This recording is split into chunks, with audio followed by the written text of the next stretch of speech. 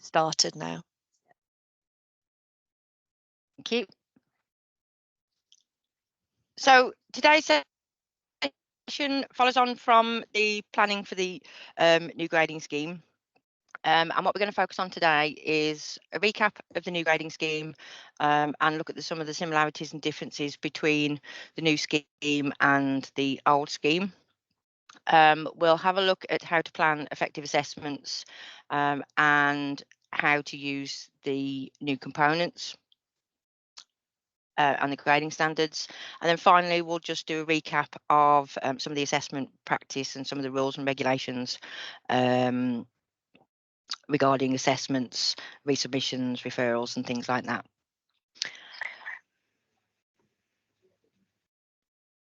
So the new access to HE grading scheme can be found on the QAA website. As in previous years, the grading scheme has been separated into 5 main sections. Section A just provides an introduction and a summary. Section B goes through the actual grading standards themselves. Section C has guidance on using the grading standards in assessment. Section D focuses on moderation and standardisation and the final awards boards. And then section E is certification and sort of the final processes. There is also an addendum as well that looks at providing a bit more guidance on exceptional circumstances and award through extenuation. Obviously, the full grading scheme is available on the website, and we will put links to these on our website as well, so you've got access to them. Today's session, looking at the implementation of the new grading scheme, will mainly obviously focus on sections B and C. So the new grading scheme then sees the introduction of 3 grading standards that will replace the current 7 grade descriptors. The 3 grading standards are knowledge and understanding, subject-specific skills and transferable skills. All 3 grading standards will be used with every graded unit, and this means that all students will be assessed against the same standards, and that should increase consistency and equity in their experiences. But it also makes it clearer for you as assessors in terms of what needs to be included in the assessment for all of the graded units. So I think there are some changes to embrace in terms of moving from the 7 grade descriptors to the 3 grading standards. However, you will still be able to select the components available for each grading standard when you're designing your briefs. And this will follow the usual process in that there'll be consideration of the nature of the subject and the demands of the activity when you're choosing. And as usual, it'll be important to continue to consider both the assessment method and the component choice at the same time, and so as not to design the assessments in isolation. There continues to be the parallel statements between merit and distinction, and there is still the understanding that the distinction statements and subcomponents don't actually introduce anything new or any higher capabilities or skills. Something new is that there'll be a requirement for at least 2 components for transferable skills to be used in each unit assessment, and that all 3 components from that grading standard are to be used at least once in the grading of the units across the diploma. But we'll have a little look at that a little later on. Before we look at the grading standards, I just want you to think about the information that is needed by the learner in order for them to complete an assessment. So what constitutes an effective assessment for the learner? And also what would they gain from completing that assessment? So there is a QR code if you've got your phones handy. Otherwise, if you go to menti.com and use the code 22003076, it should allow you to add in your responses. You can put multiple responses in, however, they can only be 25 characters or less, so they do need to be quite concise. If I just give you 2 minutes.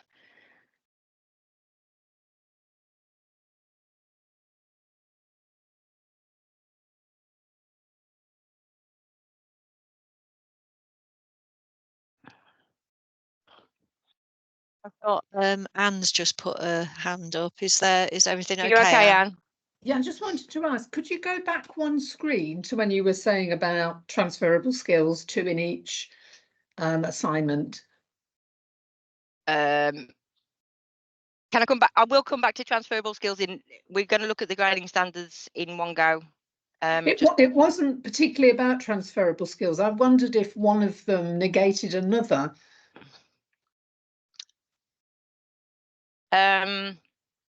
You want to come back to it later? Yeah, can I come back to it just after fine. we've done this, because I need to keep the code on the screen just for a few minutes. Oh yeah, I see. Okay.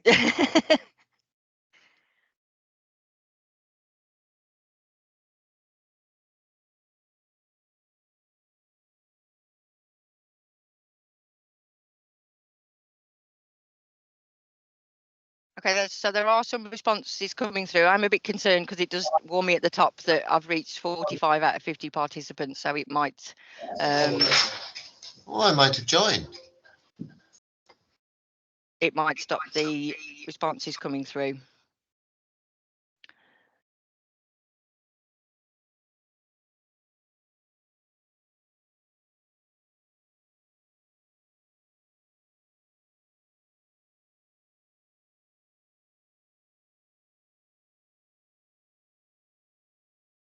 So we've obviously got some themes that are coming through there. So which is really good to see. So we've got timely, measurable, obviously at the appropriate level, achievable, having the learning outcomes and the assessment criteria, which are key, tasks linked to the assessment criteria. There's a couple on there about accessibility, so accessible to all, engaging. Yeah, easy to mark. That would be good. Allowing them to apply the skills and allow them to develop their skills, including research, appropriately detailed, and clearly communicated, which could mean clear and concise as well. Thank you. So I think that's covered most of them. So in terms of planning effective assessments, then, by completing the units and the assessments across the diploma, the learners are expected to gain level 3 knowledge and understanding of their subject area. I think one of the key things to remember here is the level. So it is level 3, and that we shouldn't be expecting higher level knowledge or understanding for the learners to achieve the unit, and that's whether it's graded or ungraded. They will also learn how to be able to apply their knowledge and understanding that they've gained through the development of techniques and the feedback that you provide, and hopefully apply those to real life contexts. So the assessments obviously then must provide opportunities for them to demonstrate their knowledge and understanding. The assessment also should help support their HE studies and their future employment, so helping to develop a range of academic skills. So it's not just all essay writing, so there are other opportunities in there as well, such as presentations, professional discussions, posters, controlled assessments, etc. Some other elements that need to be considered when you are planning your assessments are obviously things like resources, which was picked up in the responses from the activity. So are there sufficient resources available to complete the activity? So you need to consider whether those resources are available to the learners, and also think about digital poverty. So have they got sufficient access to hardware and software that is required by the tasks that you've set, so that we're not disadvantaging any of the learners. Also time frames. So can the learner realistically complete the tasks within the given time frame, especially if they're required to utilise a new skill. And we need to bear in mind as well the notional learning hours. So for a 3 credit unit, it's 30 notional learning hours. For six credits, it's 60, and for 9 credits, it's 90 notional learning hours. And that is for both the delivery and the assessment of that unit. The size to the group might also determine which assessment methods are viable. So sometimes individual presentations can be difficult to carry out in a classroom setting if you've got large groups. So that may take up quite a lot of time. So an alternative would obviously be to for the learners to record the presentation in their own time. Scheduling of the unit is important as well. So when considering the scheduling of the unit, you need to consider how the learning needs will change as the learner progresses through the course. So in the earlier units, they might need a bit more scaffolding and guidance, but that should become less as the learners develop and internalise their skills. Another thing to consider now is the impact of AI.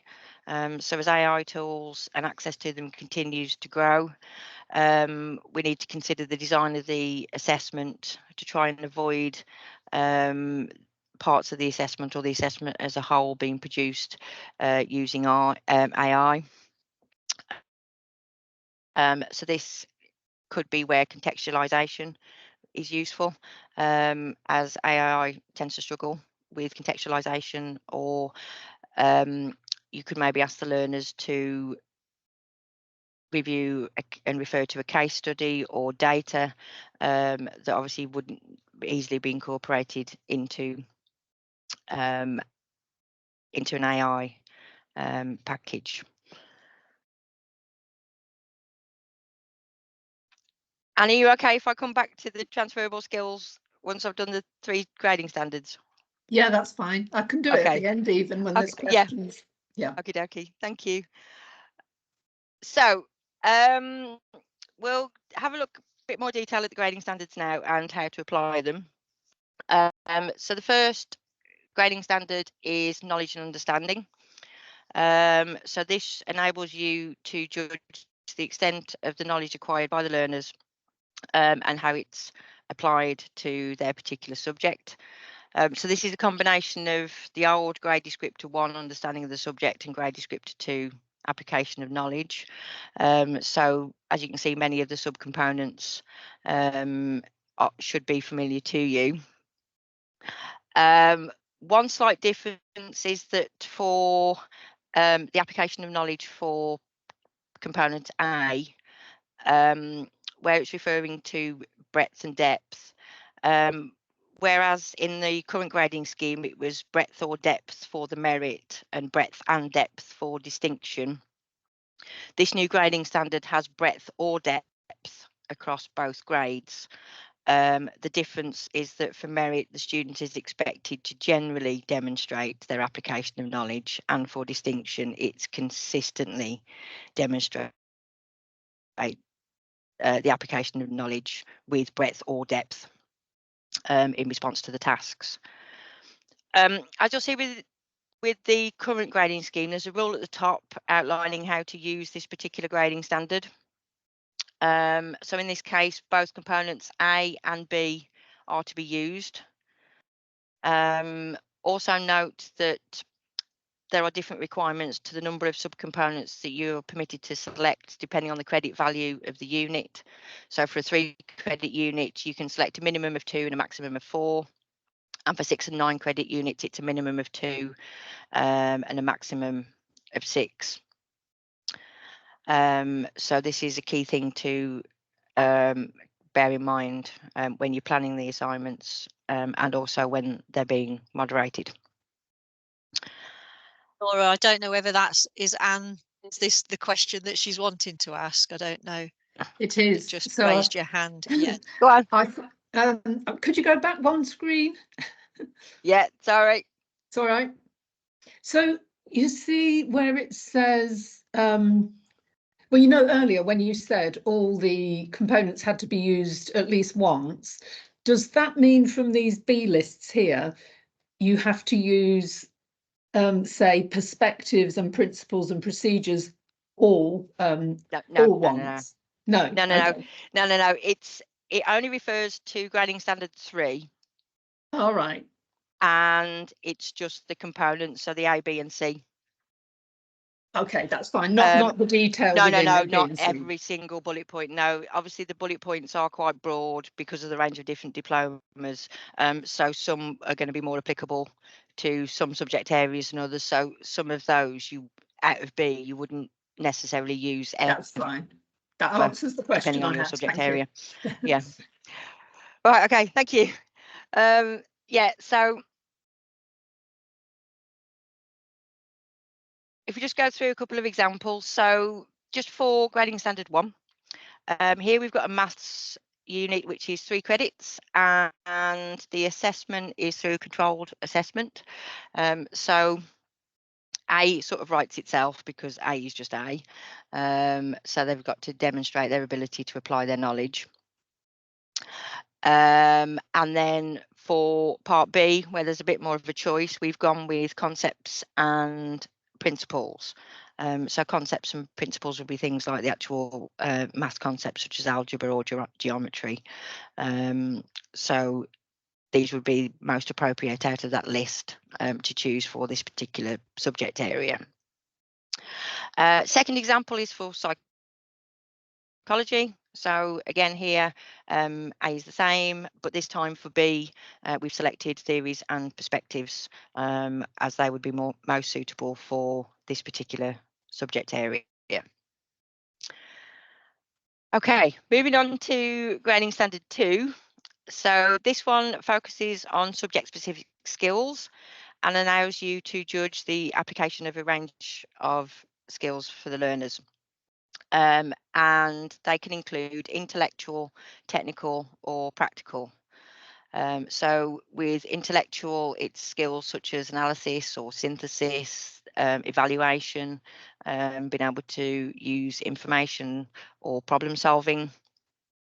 Technical skills are more those that are requiring the student to design or demonstrate the use of tools or applications. And practical skills are obviously the learners carrying out the practical activities. So obviously that's very useful in science if they're required to demonstrate a particular technique. So this is a combination of the old GD2, GD3 and GD4.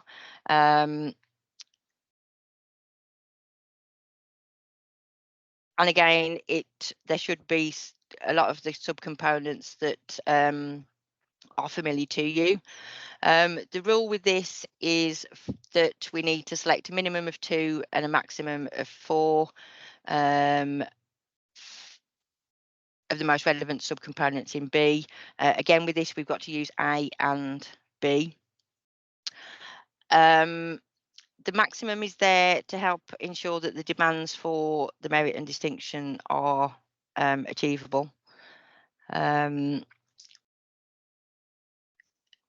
if we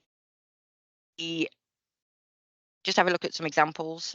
So if we're looking at intellectual skills, so for history, for example, they could be looking at analysis. So that could be analysing causation and consequence of a conflict. In English literature, it might be textual analysis. For a project in any subject area, that could be the skill in generating a hypothesis or a particular research question. Technical skills in computing, that might be designing a computer program. For maths or research units, that might be using data analysis tools like Excel. In teaching, it could be designing online resources. In accounting, it might be using particular accounting software. In art and design, it might be using different photographic techniques and the associated skills. And obviously in science, it would be demonstrating the required practical skills. So a couple of examples. So here we've got a science unit, which is a practical assessment. So we've gone with A as it is. So they're demonstrating the ability to select and use skills as required by the unit. And here we've selected accuracy and precision. So it would be expected in a science practical that you're accurate and precise rather than being innovative, which was one of the other choices. You want them to follow the protocol and not do something off their own back. Another example is English literature, 3-credit unit, which is textual analysis. So for part B, component B, we've gone with reasoning and interpretation. So we've got two very different subject areas there, but still being able to select the relevant subcomponents relevant to the subject area and the task. Finally, we've got grading standard 3, which is transferable skills, and these try and focus on those skills that are particularly crucial for higher education and for when the learner's moving on to employment following their degree. And for this one, there are 3 components. Again, this is a combination of the R grade descriptors. So this is GD 5, 6 and 7. So component A is the old GD5, so that's looking at communication skills. And again, a lot of those should be familiar. Component B is autonomy and independence, as was, and component C is response to the demands of the assignment brief. So again, we've got a rule at the top outlining how to use this standard, and that is that there must be a minimum of 2 components selected for each unit, and then all 3 components must be used at least once across the whole diploma, which is this new feature of this particular grading scheme. If we have a look at the components and the subcomponents in a little bit more detail. So component A is looking at communication presentation. They have most of those they've used before. They have included digital software this time, and also paralanguage,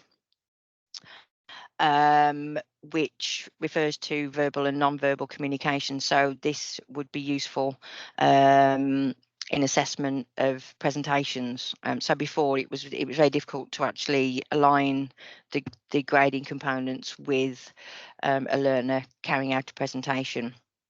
But if you select paralanguage, obviously you can do that. So you can then grade the learner on how well they've presented, how well they've used tone and pitch, how much eye contact they've used, their level of confidence, and things like that. Component B is autonomy and independence. So that's looking at the students' ability to plan, to manage their time, to do independent research, and also reflect on their own performance, and also taking responsibility for own contributions. So that could also be applied to a presentation. So the learners have got to take responsibility for their contribution to a group presentation. Component C is focusing on the learner's ability to follow the brief. So we've got generally or consistently adheres to academic and or professional conventions in use of technical specialist language and or format in responding to the instructions set out in the brief. Obviously you can delete those as appropriate. For academic conventions, it would be the appropriate convention based on the learner's particular field of study. So for instance, with science, it would be the usual conventions if they're asked to do a report, the usual conventions in producing a scientific report. For an essay, it would be the usual introduction, main body and conclusions. For an article for publication, it might be an appropriate structure, including the acknowledgement of sources that they've used, would be an expectation there.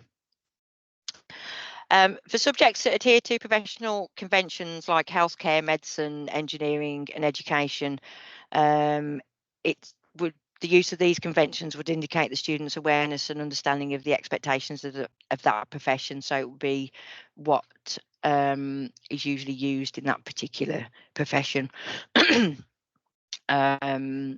So obviously with teaching, there would be an expectation if they're delivering a session for a session plan and scheme of work and things like that, and that would be in a particular format. Please note that when looking at the response to the instructions set out in the assignment brief, that you're not overgrading this. In case you get swayed by the learner demonstrating excellent or very good knowledge throughout the rest of the tasks, but they haven't actually followed the requirements of the brief. So for instance, if it was a maths assignment and you'd asked the learners to show their working and they'd just provided the answers and not shown their working, then obviously it's not fully responding to the assignment brief. Or if they've been asked to do a report and they produce an essay, then again, they're not responding to the assignment brief. So I think they have tightened this up a little bit in terms of what used to be the old grade descriptor 7. As I've said before, it is a minimum of two components for each unit, and we need to map all 3 across the diploma. I'll come to that, but we'll just have a look at a couple of examples. So these are quite generic examples. So this is any unit that is assessed via an essay or report. So we've selected our 2 components, so A and C in this case, and we've gone with the maximum of 4 for part A, and we've gone with format, structure, grammar, spelling and punctuation, which you would expect to see in an essay or report. And then we've gone for component C, which is their response to the assignment brief.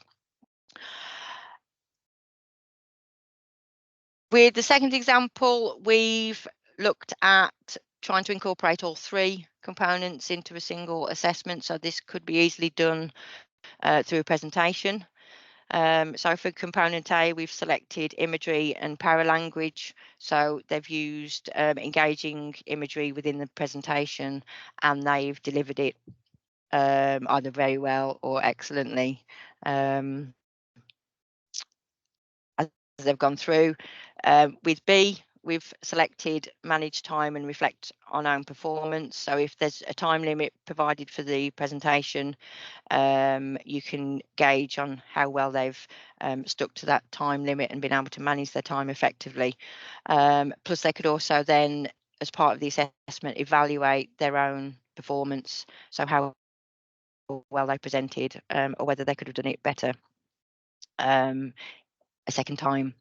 And then obviously we've selected C, and we've gone for academic conventions in use of subspecialist language and format in responding to the brief.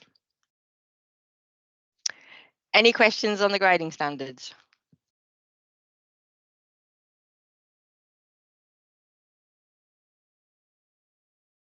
Nothing's come in yet, Laura. or any comments?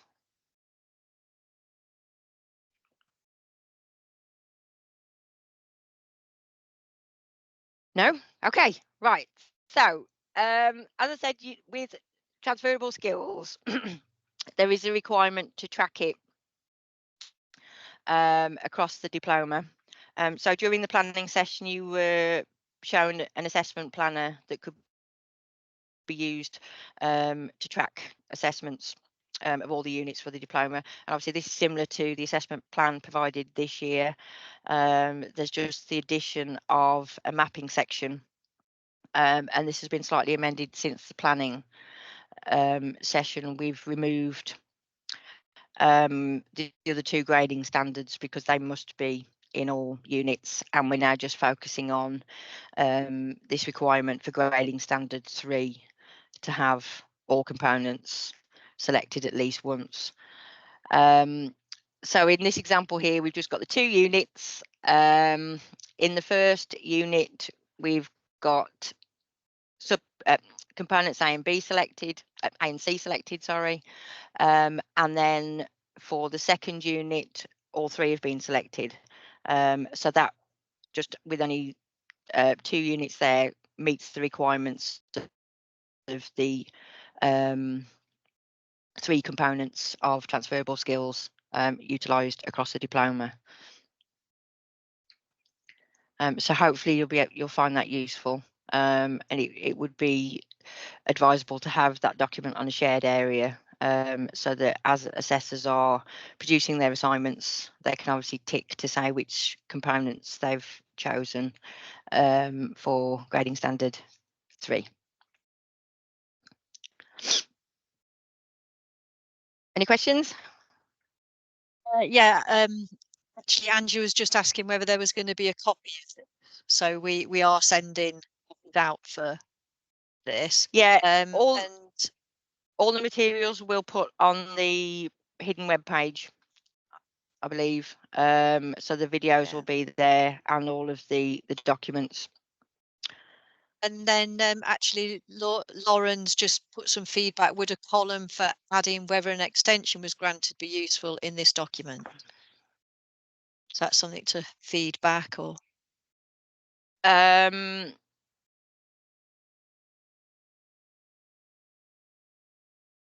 This would be, it depends if the extension was given for all learners. This is obviously just the overall assessment plan for the diploma as a whole. Usually if learners have got extensions, you'd be putting that in an achievement tracker or similar. Is that what you mean, Lauren?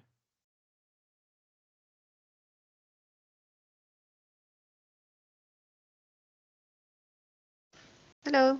Hello. Yeah, kind of. Yeah, no, it was just kind of obviously because if there was an extension, the grading may be capped. But sorry, if there wasn't an extension. Yeah. But this is just sort of the overall diploma plan. Yeah, no, it's fine. It just popped into my head, the thought about that. But yeah, no, I can see it's not really relevant for this particular plan. Yeah. And obviously when we ask for assessment plans, if plans change as the year goes through, we ask that we're updated so that when we use them for moderation, we are selecting the right assessment. Just a little bit on assessment planning.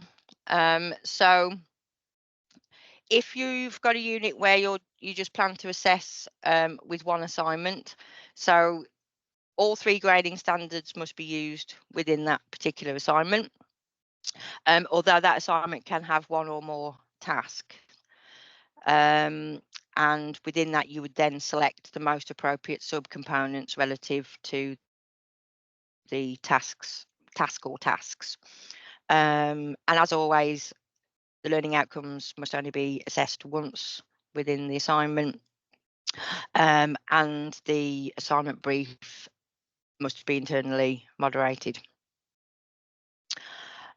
Where you're going to assess with more than one assignment, then same rule applies. All 3 grading standards must be used for the assessment of the unit, and that you will again select the most appropriate subcomponents for the task. But if you've got more than one assessment, then a unit assessment plan should be used to map how the learning outcomes and the assessment criteria and the components and subcomponents of each of the grading standards are allocated across those different assignments. And then the briefs themselves and that unit assessment plan should be internally moderated together. So what you're trying to do is just map how everything fits within those different assessments. You can choose different subcomponents of the grading standards across the assessments, or you can use the same subcomponents for both, or however many assignments you've got, but the learning outcomes should only be assessed once. There's another little rule for transferable skills. So for that one, and this sort of links back to that overall planning document, whichever components you pick for the first assessment, so either A, B or C, you must then consistently use those for any remaining assignments in that unit. So if you've picked A and C, then for the first assessment, then it must be A and C for the second assessment. You can choose different subcomponents within that, but it must be the same components across the assessments. We have got an example of the plan. So for this unit, it's got 4 learning outcomes. So there are 2 assessments that have been designated for this particular unit. One that's looking at the first 2 learning outcomes, and the second that's looking at the remaining 2. This second column identifies the grading standards and their subcomponents that have been applied across the unit as a whole. And then it's broken down for each individual assessment. So you can sort of use that to double check that the remaining within the rules for the use of each component and subcomponents. So for grading standard 1, for instance, they've got component A, and for component B, they've selected facts, procedures and perspectives.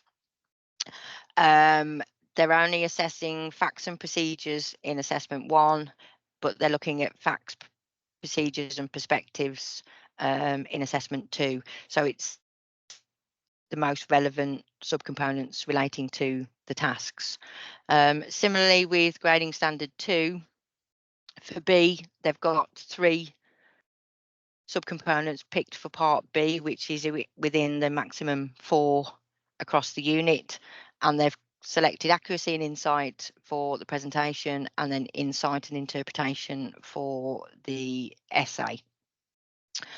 And for grading standard 3, we've selected A and C as the 2 components, and then there's a range of subcomponents that have been selected across the 2 assessments. Any questions on that?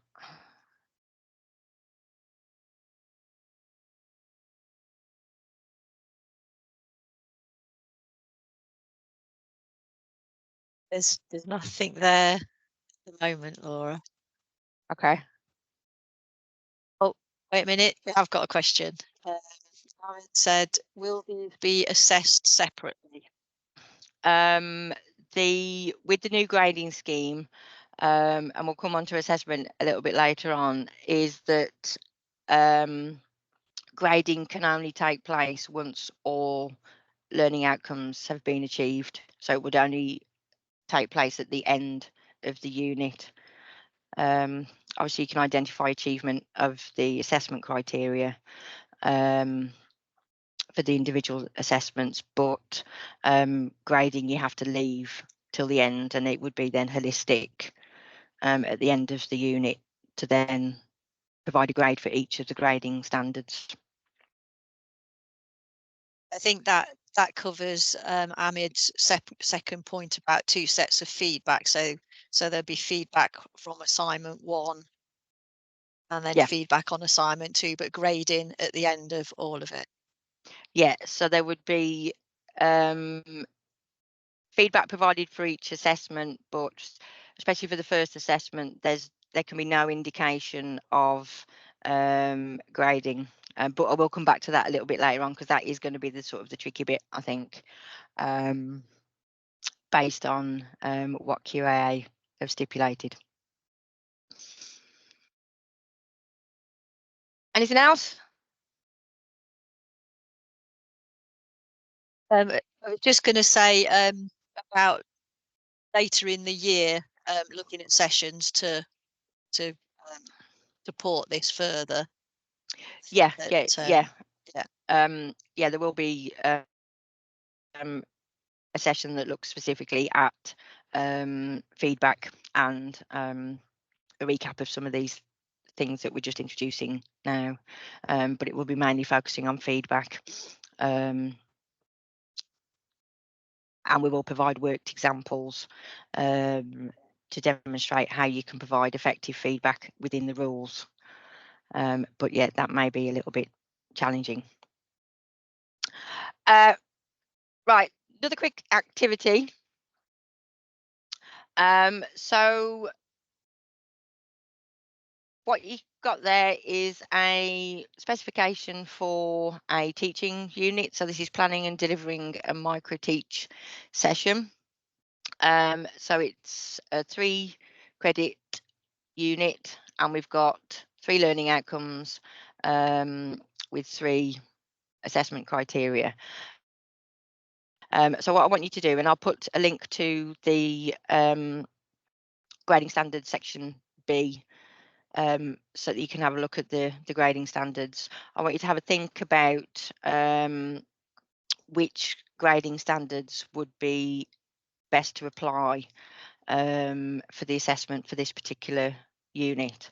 I think the way the assessment criteria are worded, it's kind of outlining what the tasks will be. So they've got to plan a teaching session of 15 minutes. They've then got to deliver it, and then they've also got to evaluate how well they've done. So have a think whether you want to do this as one assessment or multiple assessments. I think for this exercise, it would be better just to stick with one. We'll do all assessment criteria in one go. And then if I give you 5 or 10 minutes, just have a look at the grading standards. And then if you could just put in the chat what you think would be appropriate for each grading standard. And then we'll come back after 10 minutes and see what you've decided. Just bear with me to put.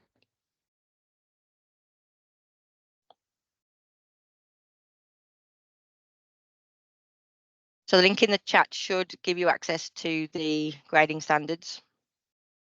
I think once you start looking at these, for instance, with grading standard 1, A is selected for you. It's just a case then of picking the most appropriate 2 to 4 subcomponents for part B.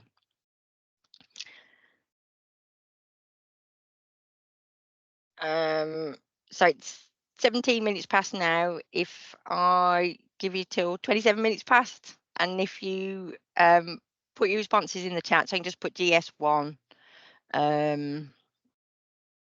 A, and then B, whichever ones you choose. And then if you want to get a drink or have a comfort break in that time as well, please do so. And we'll see what we get.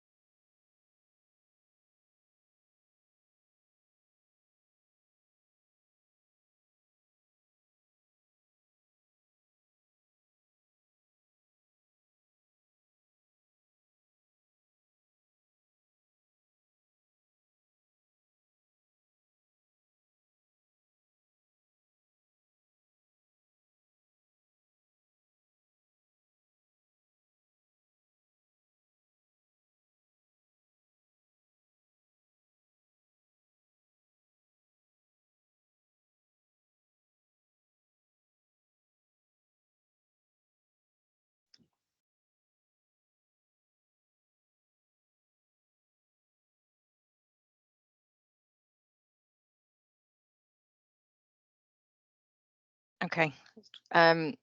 Some fabulous ideas coming through. Obviously, there is differences because that will depend on what tasks you have in your mind in how the learners are actually going to complete this unit.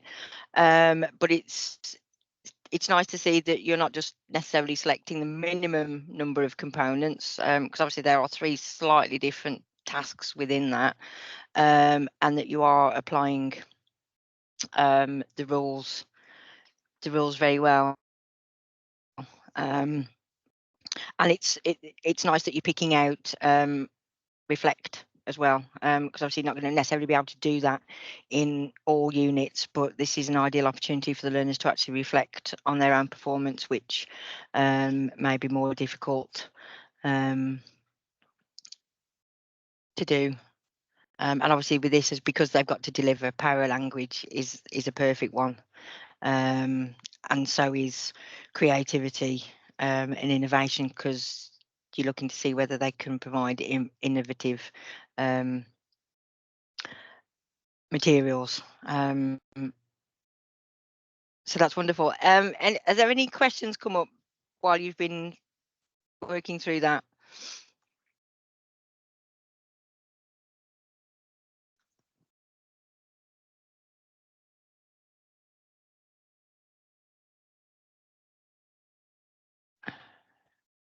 Nope.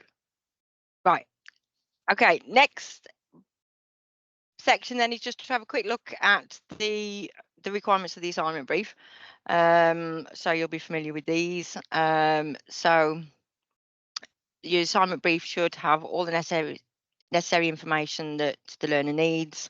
So that includes obviously the identification of the unit, to include title, credit status and credit value, submission method, date and time. So it's one of QAA stipulations that all submission conditions must be provided to the students in writing before the assessment.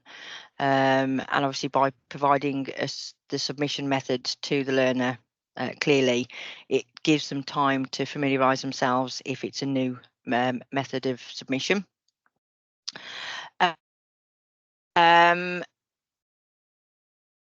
Whether a draft is permitted or not should also be identified, and we have updated the assignment brief template to include that within the structure.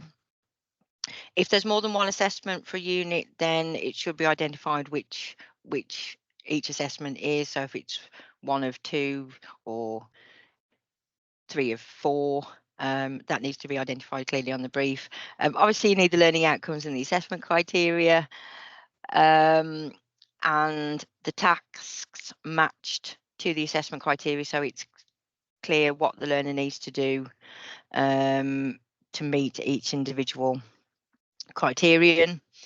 There's a requirement that the tasks are described well, so it's clear in terms of what they need to do, what they need to focus on, what level of detail is required, whether they need to describe, explain or evaluate, and to give them sufficient detail to point them in the right direction. Obviously things like what format they need the assignment to be in as well. Grading standards and the subcomponents that you've applied to the assessment need to be there as well, and you can add in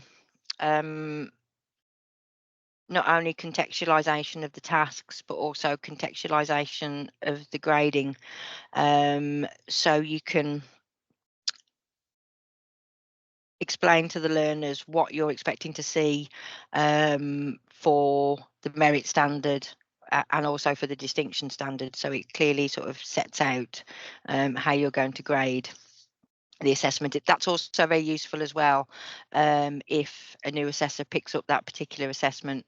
It identifies clearly how they should assess that particular unit. I'll briefly show you the draft template for the assignment brief. So this is very similar to last year. So it's got all the boxes at the top for you to add in the key information. As I say, we've added in task number and also whether draft is permitted or not. We've kept the assessment guidance at the top. We've beefed up the declaration of authenticity a little bit, which now includes acknowledgement of AI.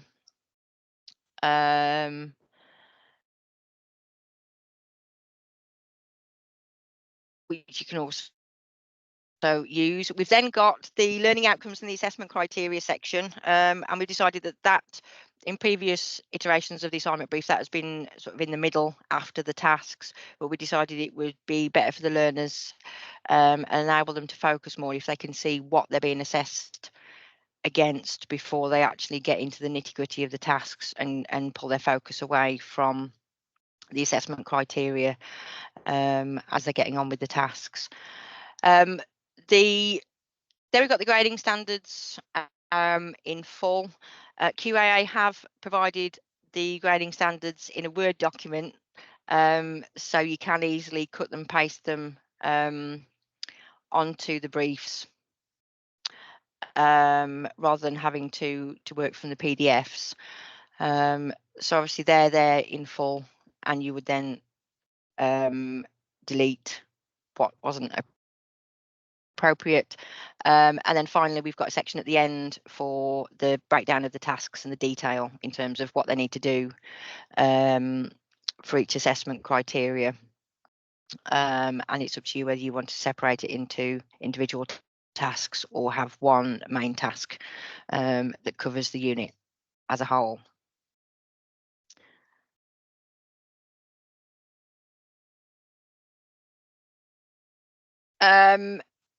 Moving on, QAA have provided some guidance on integration of more than one unit into a particular assessment. Now, this isn't a requirement or an expectation that you have integrated assignments. I know some of you are using them already, but integration does have some benefits to both you as assessors and the learner. So, for instance, it encourages synthesis of their learning, so they can synthesize learning from 2 or more units across their diploma. And it allows them to apply their knowledge, understanding and skills developed in other areas into a particular assignment. It also gives them more of a holistic view of their subject area and allows them to make connections rather than just having a series of discrete units. They can actually learn to connect the different units together. So you might want to integrate a theory, evidence and regulation on a particular subject from several units. You can integrate across graded and ungraded units, and it's not limited to whole units either, so you can single out specific learning outcomes or assessment criteria from one particular unit and add it into another. So a prime example would be with the study skills unit. If there's a requirement to plan or structure an essay, you could integrate that into another unit which has an essay as part of their or all of their assessment. With that though, you would have to assess the essay twice effectively. So once based on the academic content for the academic unit, and then once again on the study skills unit, and then properly record the outcomes of those, and ensure that each unit that is in an integrated assessment, there is a final grade for the individual units.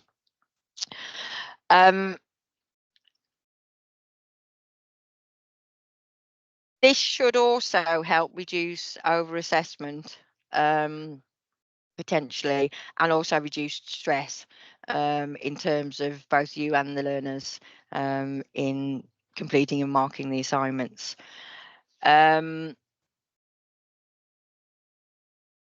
So what you could do is to reduce the over-assessment is integrate a number of units into a larger project. Although you would need to be very careful that it's thoroughly mapped and is easily distinguished what tasks relate to which particular unit. There is a very good example in the materials that's provided by QAA. And as I say, there's a separate document in the toolkit that looks specifically at integrating assessments. And it's the first example where they've looked at integrating 2 psychology units in full. And to make it easily distinguishable, what they've done is colour-coded the learning outcomes and the assessment criteria. So it's clear to the learner which relates to which particular unit. And they've also carried this through onto the actual description of the tasks. So again, it's clear what relates to which unit. And you could theoretically carry that through into the feedback. So you could colour code your feedback to identify what relates to each unit.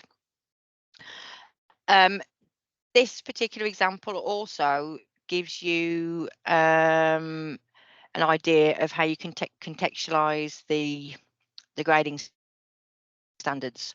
So the grading standard and the components have been identified, but then there's a separate section contextualized for what that actually means for the particular tasks that the learner's carrying out.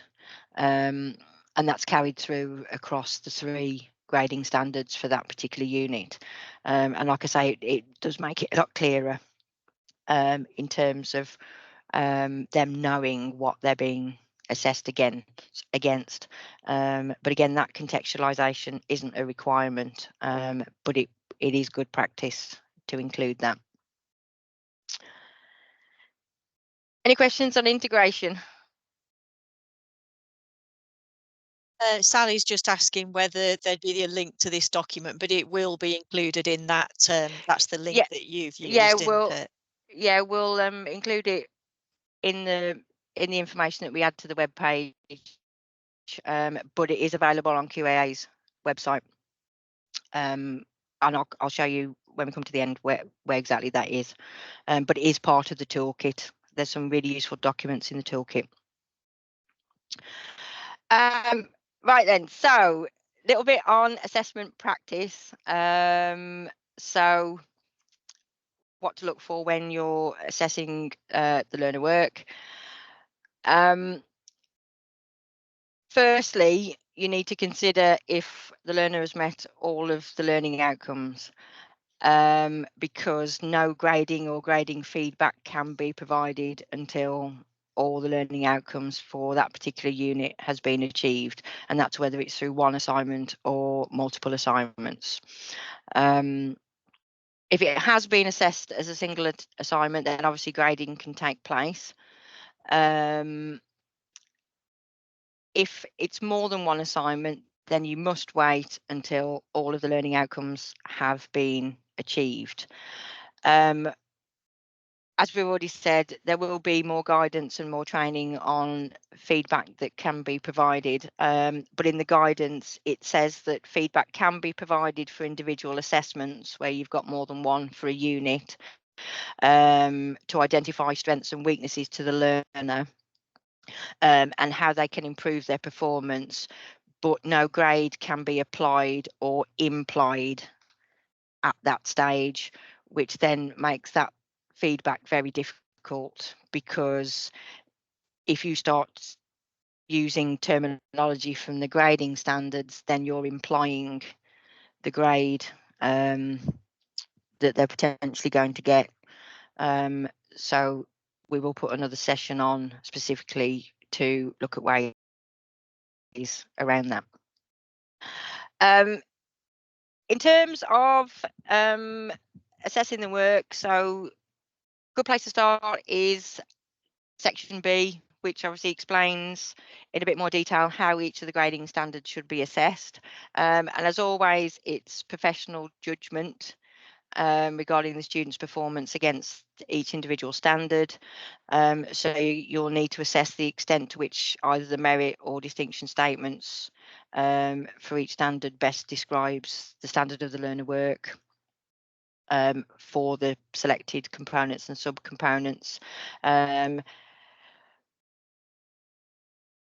Obviously, the pass grade is awarded for the learner meeting the learning outcomes, but doesn't meet the standard required for either the merit or the distinction.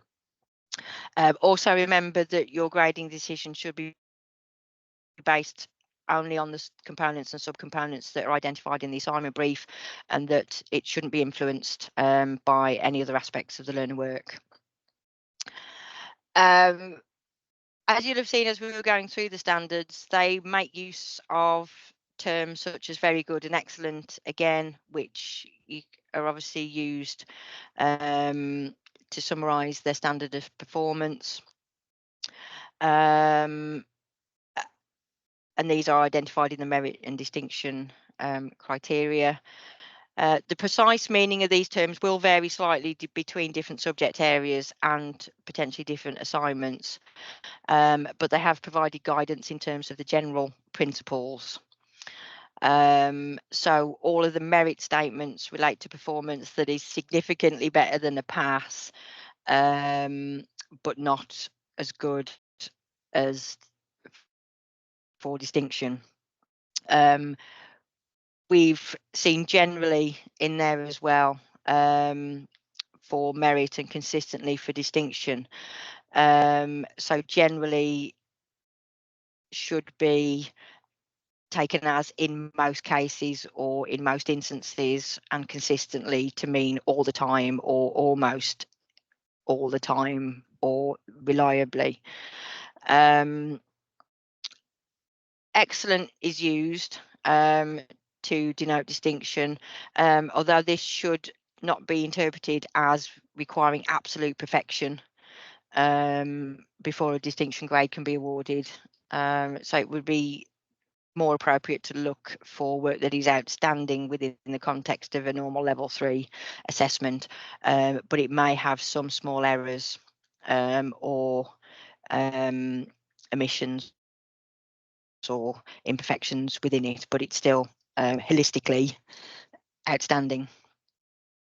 Once you've made your grading judgments, you will then record the grading decisions as grade indicators against each of the 3 grading standards. And again, same as this time, you should only be using pass, merit or distinction indicators and not use any intermediate such as pass/merit or merit plus or merit with elements of distinction. And numerical marking shouldn't be identified or used either. Again, as in the last scheme, numerical marking is not permitted by QAA. So in terms of reaching the final grade, so you should have your 3 grading standards. Yeah, Laura, sorry. can I just ask, Anne's just said, why would it matter if students knew the grade for each piece of work for a unit before the whole unit is finished? I guess that's that answer about it being only awarded at the end, isn't it? And yeah, it can only be graded once all learning outcomes are achieved.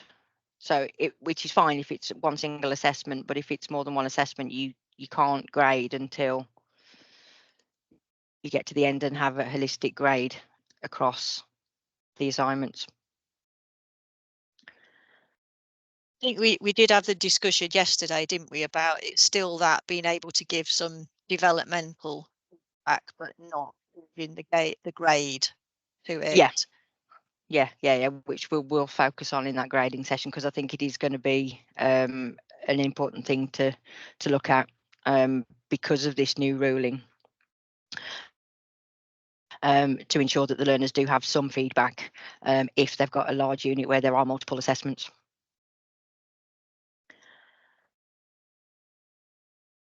Right, so when you've assessed the unit, you've got your 3 grade indicators for the 3 grading standards. As in the previous scheme, all grade indicators are of equal value, although there was a slight caveat in the previous or the current scheme in that if there was an unclear midpoint, the quality grade could be used to influence the overall unit grade. With this new grading scheme, there are just the 3 grade indicators, so there will always be a clear midpoint. So they are truly all of equal value. As before, the grade should be recorded from lowest to highest grade, and the midpoint is then used to determine the overall grade for the unit. Right, so bearing that in mind, quick test. There we've got a grade profile for one particular unit. Could you just quickly put in the chat what you would grade that unit at, please?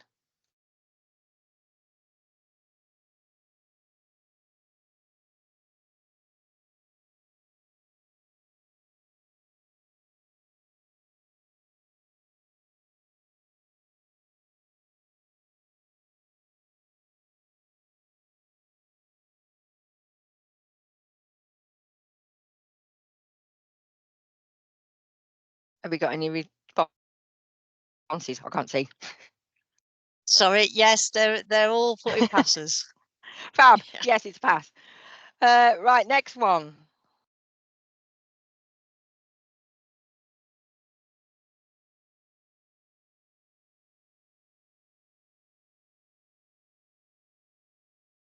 The consensus looks like it's merit.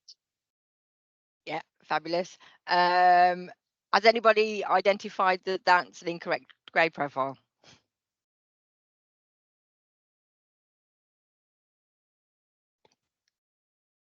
Yeah, Natasha said yes. Yeah, top of the class.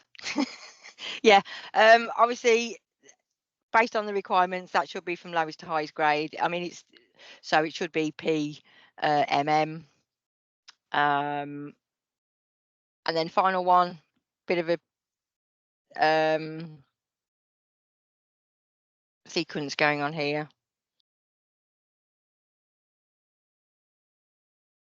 Yeah, all looking good at We're all going distinction. distinction. Fabulous. Wonderful. QAA have provided a summary table that gives you all the possible combinations of the unit grade profiles and how that relates to the overall unit grade, just so that you have it to hand. Obviously, there are no grading standards numbered on here because we're looking at it being recorded from lowest to highest grade.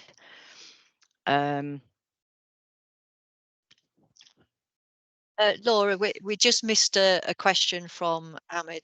I think he's saying on previous occasions, if we've had 2 assessments, the first assessment was graded merit profile and the second was graded a distinction, we'd combine them. But is that going back to there won't be a grade until both assessments have done?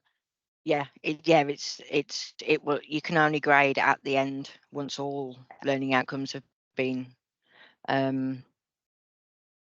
achieved. Yeah. If you have a look at this one, some people noticed yesterday that one particularly is mean, that you can have the learners can get distinctions, but then obviously it still pulls them down to a pass. But that's useful to have to hand so you can just quickly identify the grade profile. But I think now we've just got the 3 grading standards, it should be really, really easy to identify what the midpoint is. And obviously the grade profile and the overall unit grade must be included on the summative feedback sheet for the unit once all the learning outcomes have been met. So this is our draft template for the assessment feedback feedback. So same information at the top, so that could be cut and pasted directly from the assignment brief. We've also got the learning outcomes and the assessment criteria again at the top, so that you can identify whether they have or have not been achieved.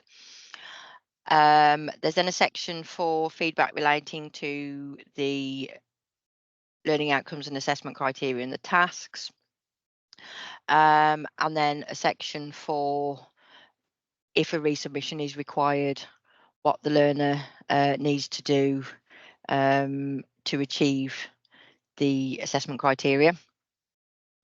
There's then a section for the grading standards and components, so they could be copied and pasted directly from the brief. And then there's a section similar to the current template where you've got a section for each specific grading standard where you can then provide feedback for each individual standard and the learner's response against them. And then there's a section for suggestions for improvement and feed forward, which is a requirement from QAA that they are given guidance in terms of how they can improve future units. And then a section to put the grade profile and the overall unit grade. And then we've just got signatures at the end. Oops, I've gone back one. Okay, as we've said, there is some tweaks in terms of how we can provide feedback. So we are going to do a specific section based on feedback, including the feedback that you can give for effectively intermediate assignments, and also some of the other key features of feedback in terms of justifying the grades, what you can do for resubmissions, and we will provide some worked examples. So we will get the dates of that out to you as soon as we can. Final section is just to recap some of the submission practices. So QAA state that there should be a consistent approach for the submission of student work across the centre. And the approach is specified in the course handbook. That there is an assignment brief that details the requirement of each assignment. That there are deadlines set and that students are notified in writing, which is effectively the assignment brief, before they undertake the assessment. And that they are aware of the procedures for extensions, including things like grounds for approval for extensions, which you would normally provide in your course handbook. In terms of drafts, again, they've said that drafts shouldn't be the norm, and that you should decide in advance which assessments the students will be provided a draft opportunity, and it should be only be those that you specify in advance that should be permitted. In terms of the feedback that is allowed, the feedback for a draft can be general in terms of what the learner needs to do to develop their response to enable them to meet the assessment criteria, but shouldn't include any detailed corrections or have any information or guidance in terms of grading, or anything that will influence grading judgments. They have also identified as well that once a formal submission has been made, neither the student or the centre can declare it to be a draft. So it has to be a designated draft clearly identified on the assignment brief so that all learners have the same opportunity. Another thing just to recap is late submissions. So if A agreed extension has been applied if so the learners come to you and said, I'm not going to be able to submit because blah, blah, blah, and that's been agreed, then if the learner doesn't meet all of the assessment criteria, then a resubmission is permitted. Obviously, if they meet all the learning outcomes in that first submission, then they have access to all of the grades.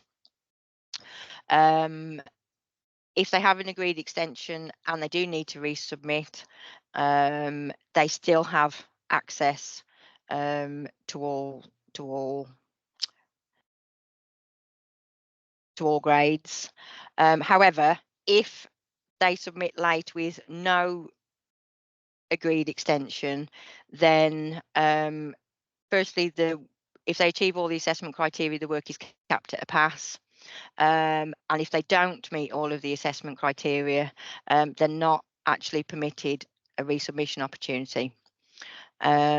So if they do submit late without an extension and they don't meet all the assessment criteria, then the student would need to enter the referral process, which I'll run through a little bit later. There is a flow chart in section C, in Annex C, that goes through submission processes, which is really useful. If we look at resubmissions, as with this scheme, only one resubmission is permitted for each individual assignment. And if the learner does need to resubmit, then they need the original submission returned to them with feedback to explain what they have and have not achieved, with clear resubmission requirements, so what they need to resubmit. And then, as I've said before, there should be no feedback related to standard of work or anything that relates to grading. If they then resubmit on time, then they must be graded following the same process as if it was a successful first submission. So students should not be penalised for having to resubmit. But if they resubmit after the deadline that you've given them, so they submit it late, then that resubmission would be capped at a pass. There is also the ruling now as well, if there are, because you're grading the assignments right at the end of the unit, if one assessment is capped at a pass for a particular unit, then the unit as a whole must be capped at a pass. So it's important that you make it clear to the learners that if an assignment is capped at a pass, that will mean the entire unit. It's just so that there's equity for learners that submit one assignment or have to submit multiple assignments for a particular assessment. Finally, just a quick recap of referrals. So as tutors, you can request a referral for a maximum of up to 15 credits, so that remains the same as this year. And as I said, that's for learners that don't achieve all the learning outcomes following a resubmission but have submitted on time, and those have submitted late without an agreed extension and don't meet all of the learning outcomes.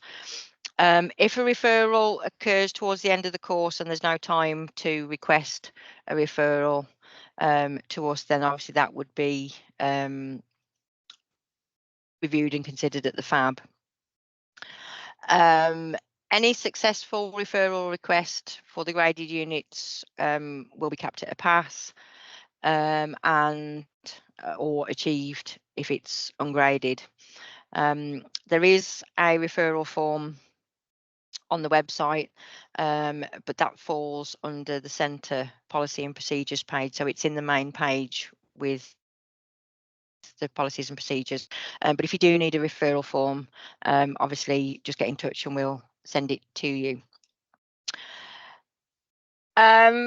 Just note about the web page, as we've said, we will provide the recordings to the web page and the hidden web page, all of the diploma specifications are now available and can be accessed via the new for 2024 page.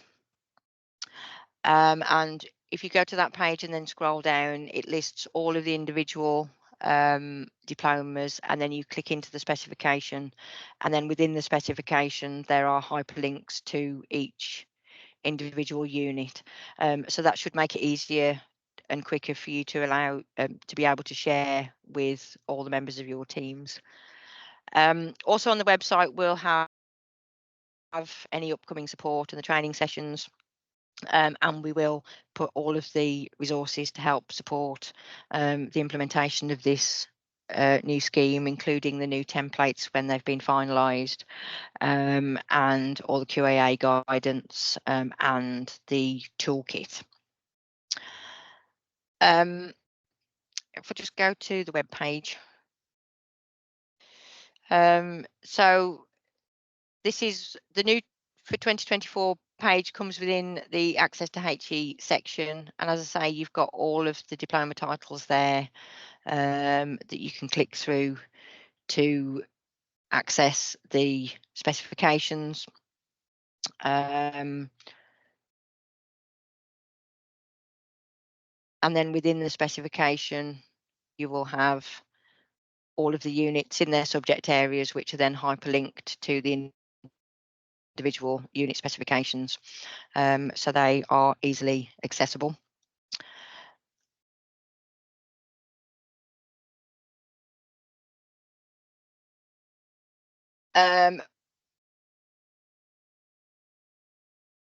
Also, I will show you QAA.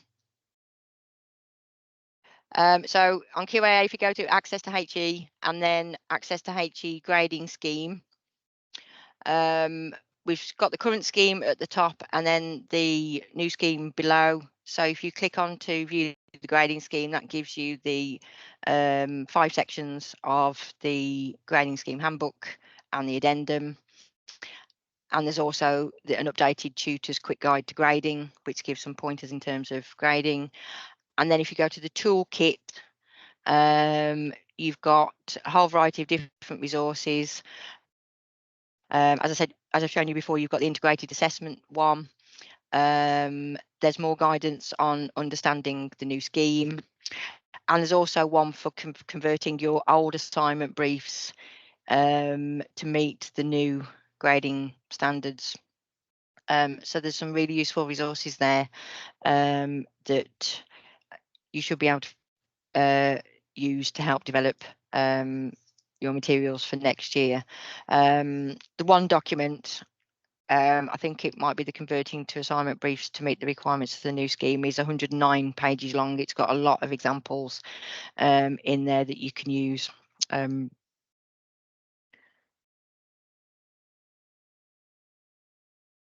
And then finally, upcoming training. There's now obviously the new mandatory study skills unit.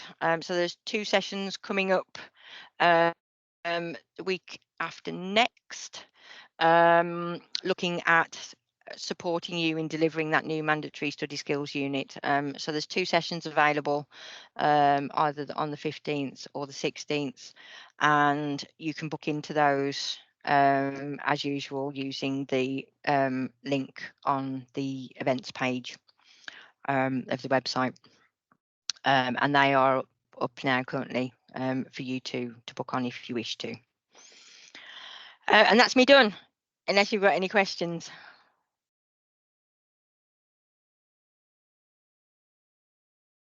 It's Anne Khan again. I wondered if you could show us on the AIM website how to find the hidden web page. The hidden web page would be provided through a link. We can send you the link. And are you going to be sending us that link anyway, or? Yeah. Well, once we have sent the hidden web page out a number of times. Right. The specifications are on the main page. Yeah. I think the hidden web page is very well hidden. Yes, yeah. We will get that out to you, Anne. Okay, thank you.